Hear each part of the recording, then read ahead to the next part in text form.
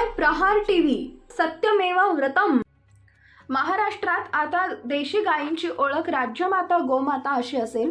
भारतीय संस्कृती जपणारा देवाभाऊंच्या महायुती सरकारनं हा निर्णय घेतलाय। यासंबंधीचा शासकीय अध्यादेश नुकताच जारी करण्यात आलाय।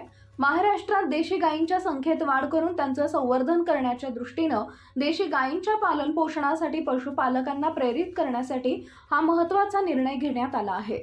राज्यात देशी गायींच्या संवर्धनासाठी प्रति गाय प्रतिदिन 50 रुपये अनुदान देण्यात येईल। गोशाळांना अत्यल्प उत्पन्न असल्याने त्यांच्या मदतीसाठी हा निर्णय घेण्यात आला। या योजनेची अंमलबजावणी ऑनलाईन पद्धतीने केली जाणार आहे। यासाठी राज्यातील प्रत्येक जिल्ह्यात गोशाळा पडताळणी समिती असेल। या निर्णयामुळे गोमातेचं रक्षण होणार आहे। गायीला गोमातेचा दर्जा देण्याची प्रलंबित मागणी महायुती सरकारनं पूर्ण केल्याने हिंदुत्ववादी संघटनांनी महायुती सरकारचे आभार मानले आहेत।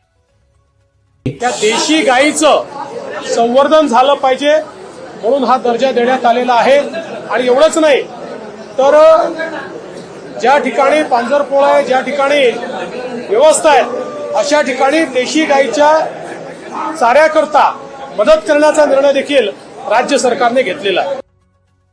या योजनेची अंमलबजावणी ऑनलाईन पद्धतीने केली जाणार आहे। यासाठी राज्यातील प्रत्येक जिल्ह्यात गोशाळा पडताळणी समिती असेल। या निर्णयामुळे गोमातेचं रक्षण होणार आहे। गायीला गोमातेचा दर्जा देण्याची प्रलंबित मागणी महायुती सरकारनं पूर्ण केल्याने हिंदुत्ववादी संघटनांनी महायुती सरकारचे आभार मानले आहेत।